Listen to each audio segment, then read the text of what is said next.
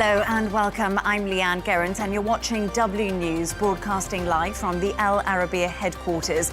These are our top headlines. A wave of terror attacks hit the United States, with Trump highlighting security loopholes, calling the country a laughingstock. Later, President-elect's future senior director for counter-terrorism, Sebastian Gorka, will be joining us.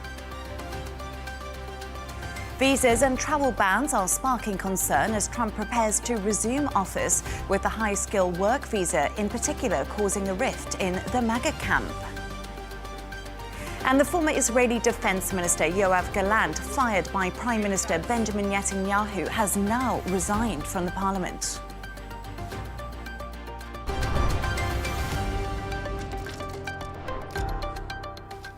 To our top story now, a wave of shocking events has rocked the US, from a car ramming attack in New Orleans to a Tesla Cybertruck explosion and a mass shooting in New York. First up, the New Orleans attack. Footage reveals the moments leading up to the deadly incident on Bourbon Street, which killed 15 and injuring many more on New Year's Eve. The attacker was a 42-year-old Army veteran from Texas. Caroline Malone reports from Washington. Closed-circuit TV footage shows the lead-up to the horrific New Year's Eve attack in the French Quarter of New Orleans. Traffic is running around the area when suddenly a pickup truck accelerates off the main road and into a crowded street of revelers. Audio taken from emergency and first response teams illustrates the panic and chaos as people realise just how bad the situation is. The suspect has now been identified. Good evening. I'm Shamsuddin Jabbar, property manager with Blue Meadow Property. The FBI is leading an investigation which includes looking into potential terror links. It is known that Jabbar previously served in the US Army, including one deployment to Afghanistan. The FBI also reported to me that mere hours before the attack, he posted videos on social media indicating that he was inspired by ISIS, expressing a desire to kill. The ISIS flag was found in his vehicle, which he rented to conduct this attack. Possible explosives were found in the vehicle as well, and more explosives were found nearby. Police raided his home in Houston, Texas on New Year's Day. They continue to look for hints as to what might have radicalized him and if there were any accomplices. Back in New Orleans, there's a continued heavy security presence. An annual college American football game, the Sugar Bowl, due to take place on New Year's Day, has been postponed for 24 hours. Officials say they've done a security sweep of the stadium ahead of the game, which is expected to attract tens of thousands of people. The FBI has also appealed for tips from the public and for them to report any suspicious activity. Caroline Malone, Arabiya News, Washington. Meanwhile, just a few hours after the New Orleans attack unfolded, another incident struck Las Vegas. That's as a Tesla Cybertruck filled with fuel canisters and fireworks exploded outside Trump's hotel, killing the driver and injuring 7 others.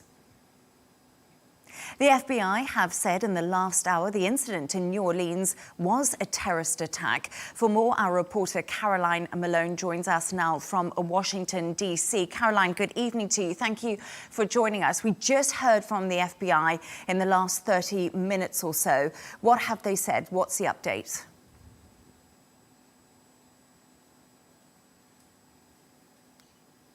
So the FBI Assistant Director has clarified that the overall number of dead is 15. 14 of those are victims of this horrible rampage attack. 1 is the suspect himself.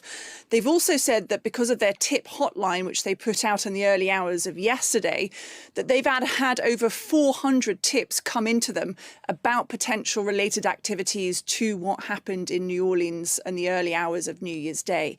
They said it's taken a while to get through all that evidence, but they encourage people to keep coming forward.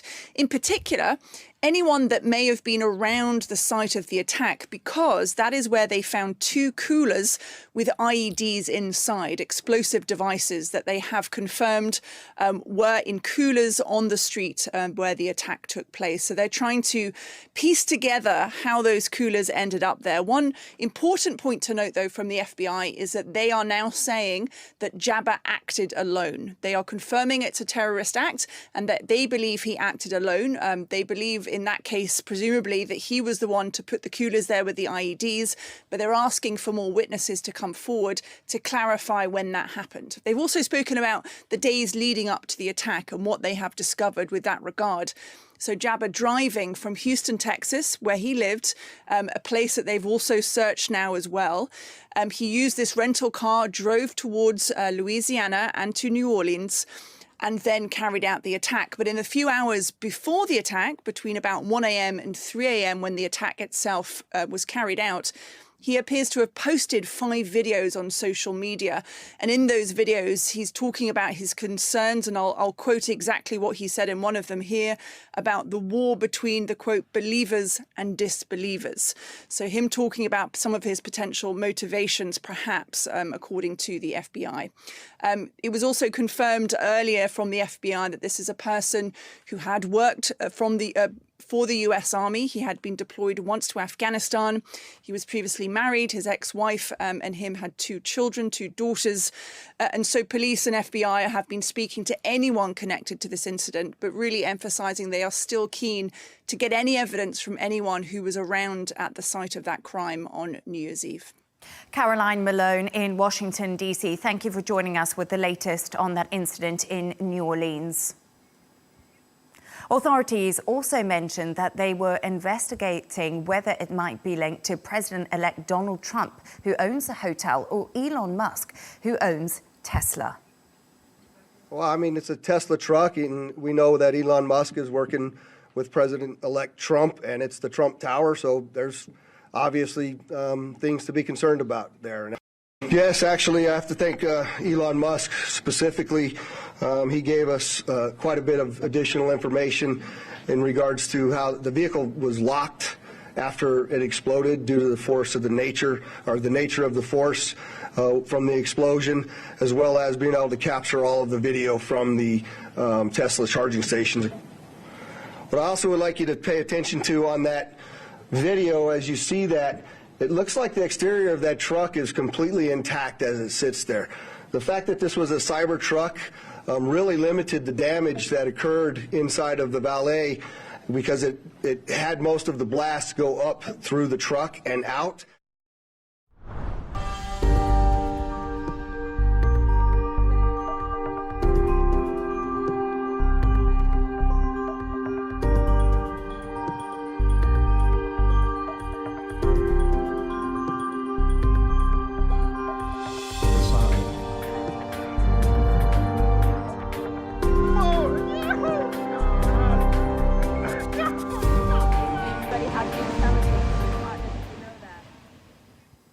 And now to the third incident that has shaken the US.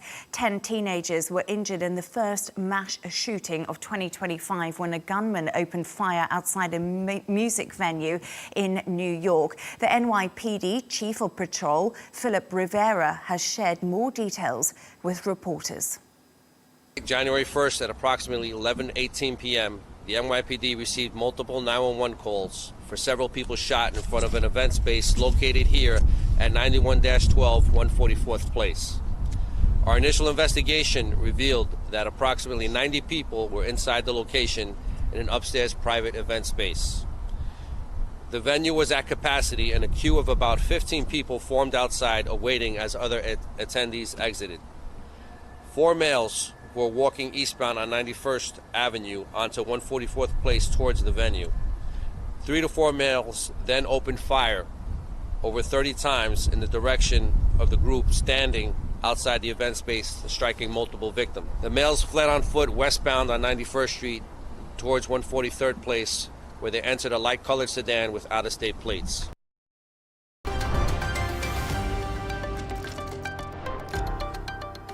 Now, commenting on the attacks, US President-elect Donald Trump says his country is breaking down and is a disaster and laughingstock all over the world after the deadly events. Trump has also linked the New Orleans attack to illegal immigration, the issue at the heart of his election victory. Meanwhile, a debate is raging in the US over incoming Trump administration stance on legal migration. The H-1B visa program, which allows foreign skilled workers the opportunity to settle in the country, has previously been criticized by Trump, but now he says he supports expanding on it. Elon Musk has received harsh criticism online from hardcore America First Republicans after he said he backed allowing more people to enter America on that particular visa program. Many Republicans are concerned the policy could suppress wages in critical sectors such as technology or in finance. During his first tenure, after just 1 week after he took office, Donald Trump implemented his controversial travel ban, barring people from Arab countries, triggering chaos at airports and sparking protests. Now, Trump's re-election has raised concerns about reinstating those similar measures. As a result, several US universities are urging international students to return before his inauguration this month, fearing potential travel and visa restrictions. For more on this, I'd like to say I'm joined by David Cay Johnston, the Pulitzer Prize-winning journalist and a professor at the Rochester Institute of Technology. Good evening to you, and thank you so much for joining us. What do you make of this debate on skilled legal migration that is seemingly splitting Trump's base, and why are they so upset with this policy? Well, there are two issues here. One of them is the immigration issue.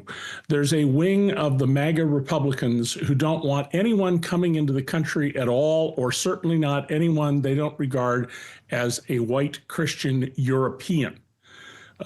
Donald Trump's assistant on these issues, who I've referred to as his Minister of Hate, Stephen Miller, has been very explicit about this. On the other side of this are the MAGA Republicans who want to get workers at lower wages who they can control. If you are in America on an H-1B visa, you are totally at the mercy of your employer. And if you're fired for any reason, you have about 2 months to find a job or you have to leave, which makes people very compliant. But there's a second issue here, and that is wages. By having more than about 400,000 people on H-1B visas who are paid less than Americans, there's an effort to push down wages in the high-tech sector. If the program were to be stopped or quickly phased out, wages would rise in that sector for American citizens.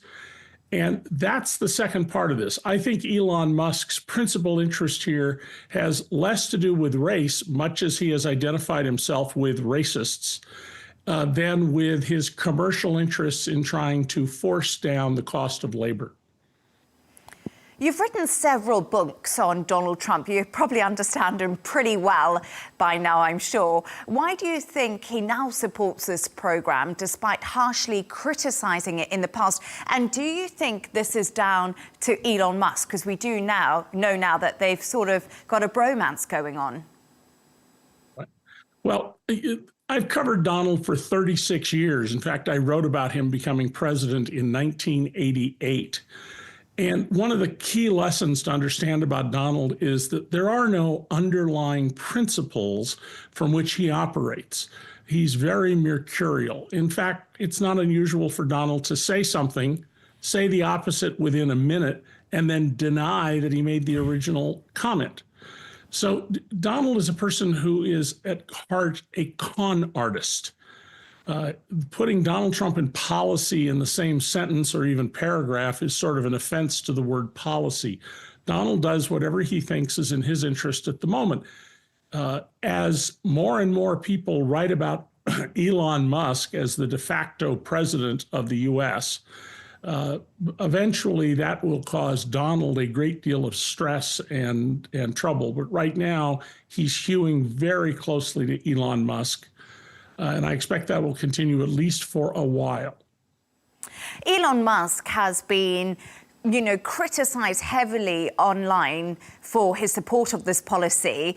What do you make of this apparent fragility of this relationship between key figures in the Trump administration and also their online followers? It seems to have created such a massive debate. Well, one of the unusual things about MAGA Republicans under Trump is that there's only one kind of loyalty. It's loyalty to Donald, full stop. You didn't see a lot of leaking of information during the Biden or Obama administrations, for example, where people were quite loyal to their leader and they did their best to control their differences internally. But in Trump world, we've seen lots of fissures and arguments. And further compounding this, there are a number of House Republicans. The House is very lightly controlled by Republicans. They have about 4 extra votes to control the lower chamber of Congress. And in that group of Republicans are people who want to end all taxes, who want to end all immigration, who want to repeal, undo Supreme Court decisions allowing same-sex marriage and other things. And then there's the mainstream, and then there's the traditional conservative Republicans. So they're really not set up to govern. And that's going to be one of the biggest challenges going forward, is not being ready and coordinated to govern. And at the top of this is Donald, who is a terrible manager. I mean, the reason I've documented all of his failed businesses, his opportunities to make millions of dollars that he blew, is because despite his image among the public, he's a terrible manager. And the principal job of a U.S. president is to be a manager. Thank you so much for joining us. I really appreciate it. That's David Cay Johnston, the Pulitzer Prize-winning journalist and professor at the Rochester Institute of Technology, who's been writing about Donald Trump since, well, for 36 years, longer than I've nearly been alive. David, thank you.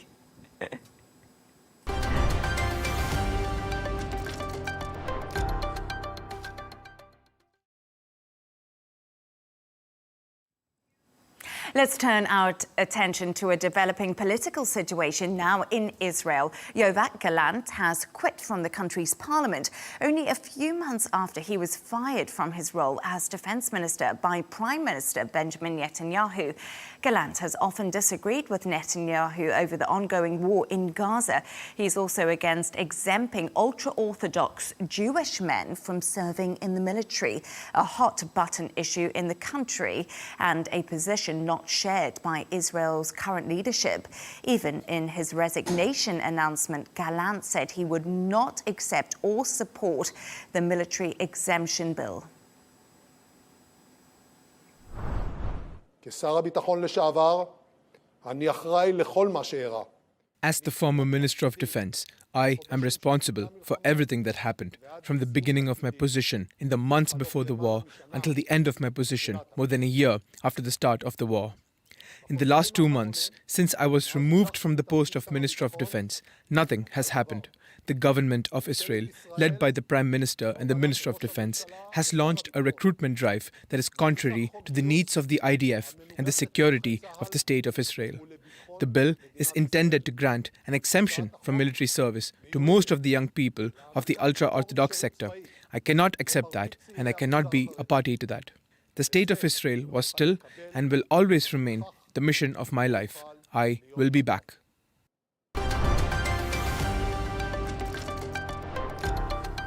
Now returning back to our top story, the attacks in New Orleans.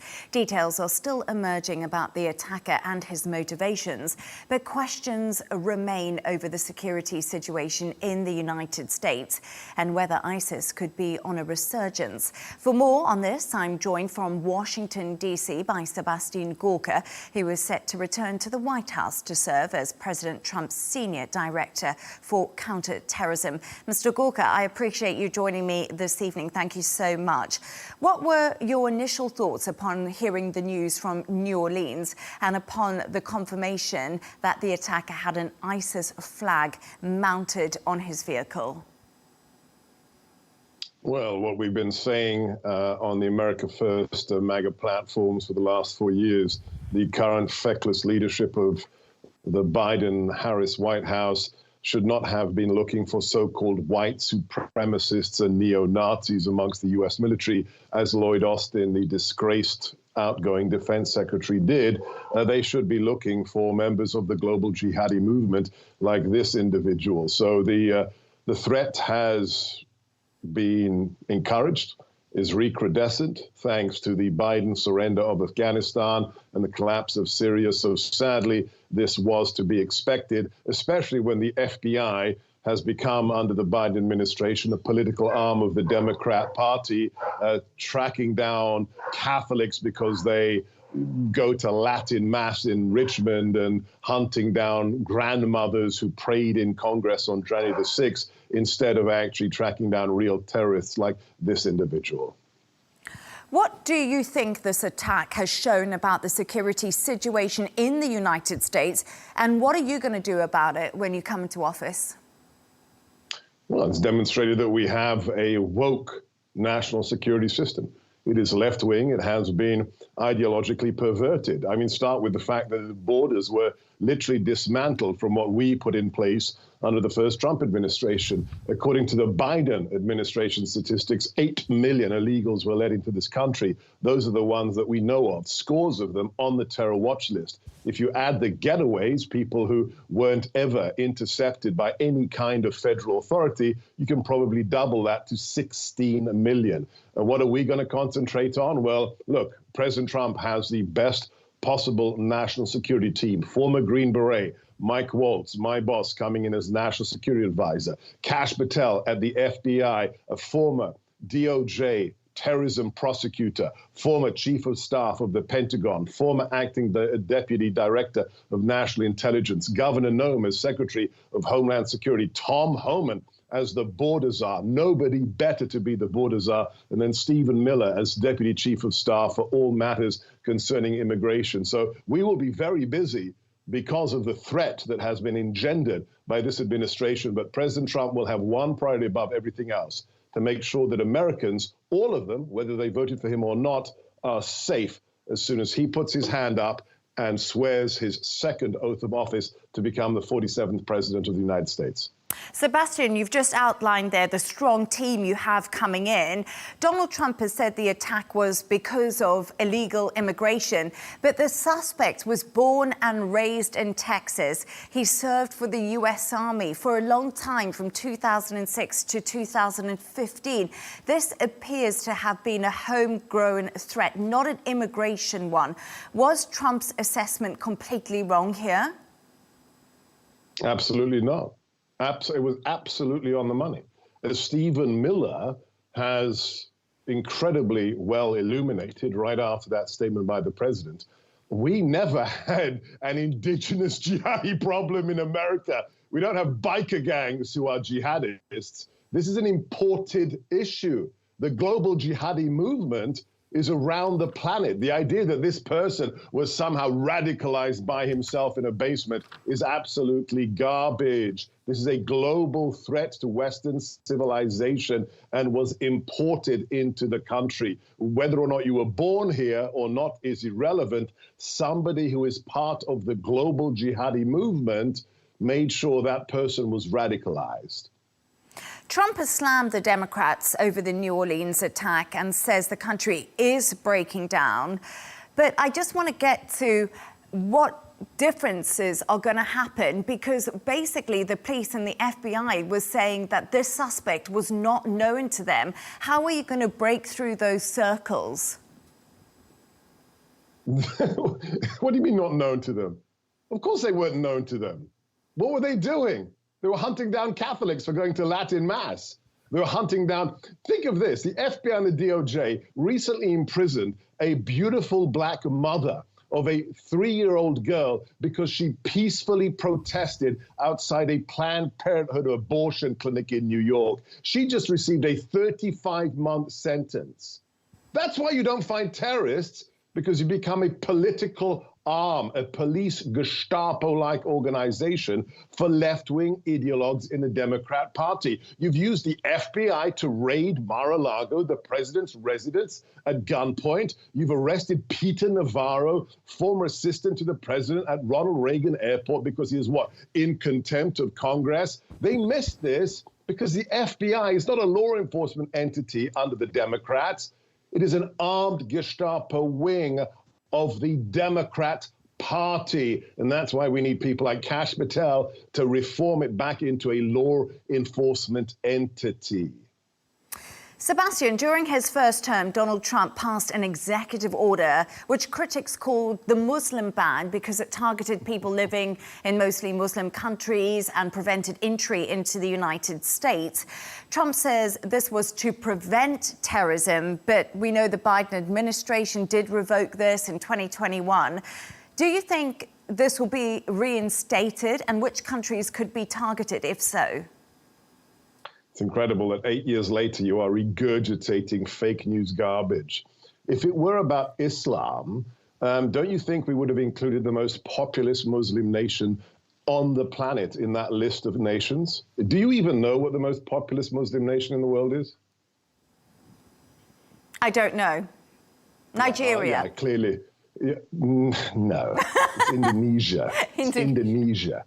Yeah, okay. Thank you very much for that. With Islam. You're welcome. You're welcome. We did the travel moratorium, not a Muslim ban, the travel moratorium based upon a threat assessment we inherited from the Obama administration, which stated to us 7 nations, including Iraq and Afghanistan, were incapable of verifying to us that the people coming from their nations to America weren't terrorists and weren't a threat to our nation.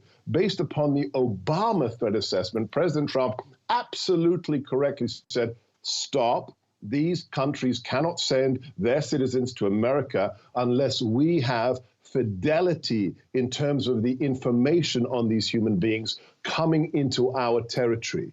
Had nothing to do with religion. And whether or not President Trump will reenact some kind of limitation for nations who are sending their citizens here is up to the president. It is his prerogative as the chief executive to control the movement of any foreigner into the United States, and he will do so based upon whether or not there is an extant threat from those countries. Sebastian, you didn't answer my question. Will you reinstate the ban, yes or no? I said he will do whatever it takes. Will you reinstate the ban? Simple, yes or no answer.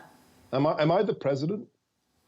Well, you gave me a history lesson, so you might know. What's that got to do with the president?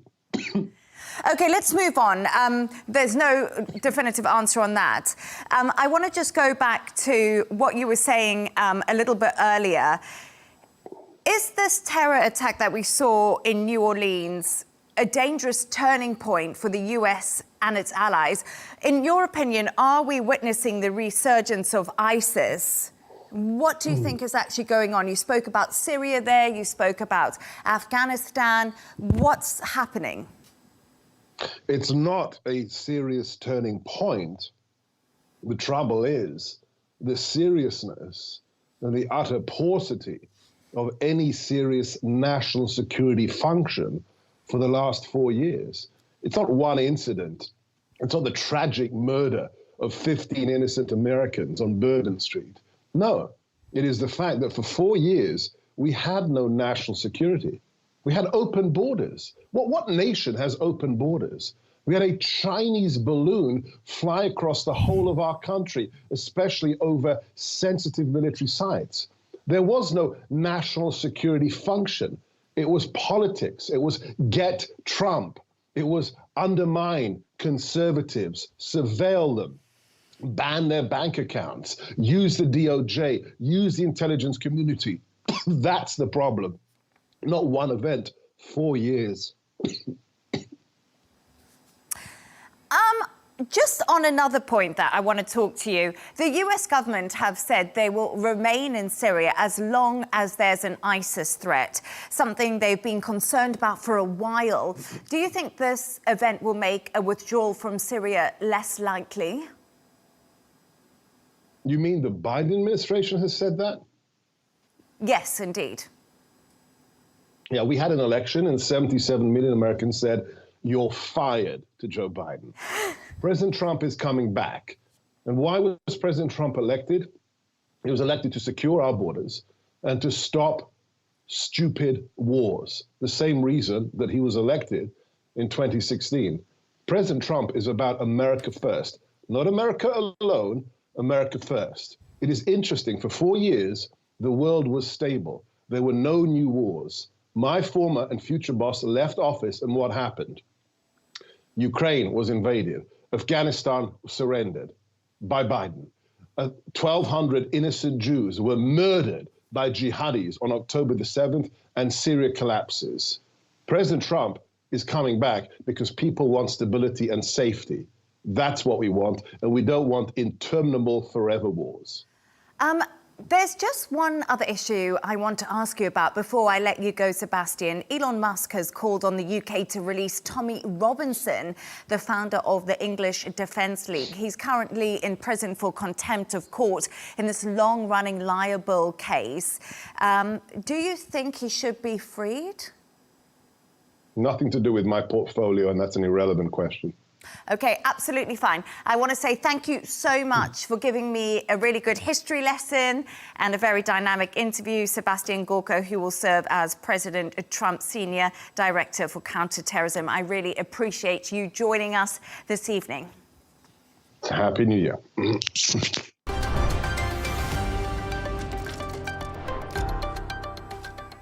And now we're going to go back to Tel Aviv, where our correspondent Trent Murray has more on Israel's former defense chief's resignation. Well, Yoav Gallant was sacked as Israel's defense minister back in November by Prime Minister Benjamin Netanyahu. But until now, he had kept his seat in Israel's parliament. But in the past 24 hours, we have seen him make that official announcement that he is now quitting Parliament, leaving frontline politics altogether, for now at least, releasing a statement in which he said, just as it is on the battlefield, so it is in public service. There are moments in which one must stop, assess and choose a direction in order to achieve their goals, signalling there he is indeed quitting politics. Now, despite coming from the same political grouping as Prime Minister Benjamin Netanyahu, he really did clash quite publicly with the Prime Minister at times, really culminating in his dismissal in November. One hot-button issue for him was the long-running exemptions that exist for ultra-Orthodox Jewish men from joining the conscript IDF army. Now, he certainly believes that they should have to do that they shouldn't have an exemption, but he often would butt heads with both the Prime Minister and also some of those religious far-right party leaders that currently make up that coalition government led by Netanyahu. Yoav Gallant, though, is also a politician with his own controversies. He oversaw the large lion's share of the war in Gaza. The International Criminal Court has an arrest warrant out for him and Prime Minister Netanyahu. It is not thought that by leaving politics that arrest warrant issue will go away. But more broadly on the war in Gaza, many discussions taking place here right now around the state of play with ceasefire negotiations. Certainly in recent weeks there had been some growing optimism that maybe Israel and Hamas were close to signing a deal which would have seen a ceasefire put in place in order to get some of those Israeli hostages back home. But the mood seems to really have shifted now in the past few days. Israeli media are reporting that there are currently no negotiations taking place between them and Hamas, either in Cairo or in Doha, where much of these talks have been concentrated in recent months. But something that will probably make some minds start to be concentrated here is the return of former President Donald Trump. He, of course, is a president that is highly unpredictable, highly unorthodox when it comes to Middle East policy, and he has certainly publicly said he wants to see a deal done by the time he gets back to the White House. Trent Murray for Arabiya News, Tel Aviv.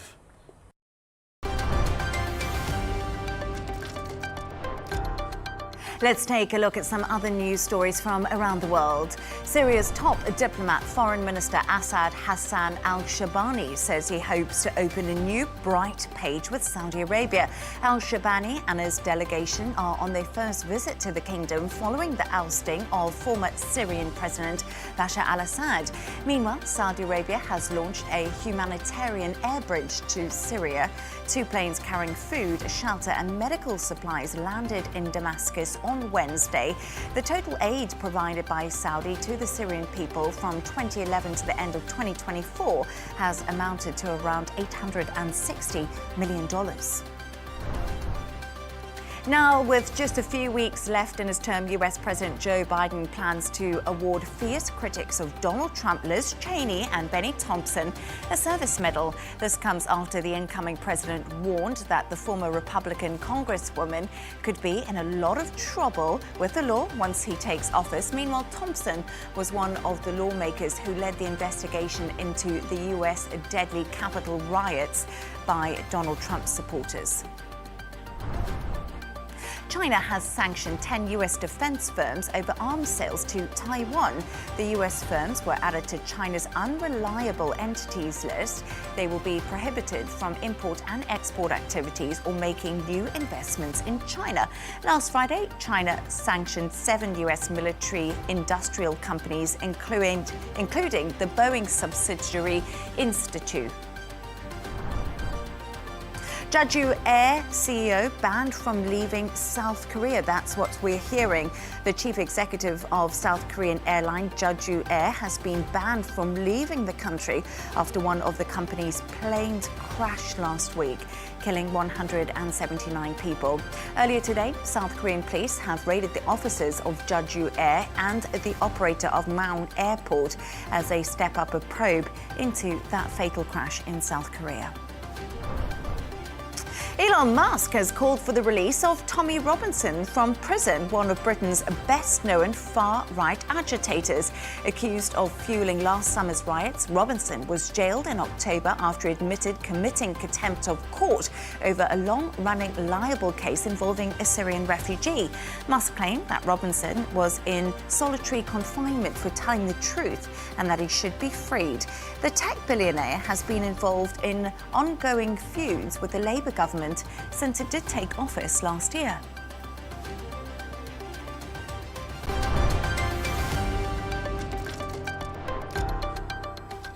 A reminder of our top stories tonight. A wave of terror attacks hit the United States, with Trump highlighting security loopholes, calling the country a laughingstock. Later, President-elect's future Senior Director for Counterterrorism, Sebastian Gorka, will join us. I must tell you, he has joined us, and it was a very dynamic interview, so do make sure you tune in for that. Meanwhile, visas and travel bans are sparking concern as Trump prepares to resume offers, with the high-skill work visa in particular causing a rift in the MAGA camp. And the former Israeli Defense Minister Yoav Gallant, fired by Prime Minister Benjamin Netanyahu, has now resigned from Parliament. And that's all from us on W News. Thank you so much for joining us. Hadley Gamble is coming up next. And don't miss Tom Burgess-Watson with GNT. Good night and have a lovely evening.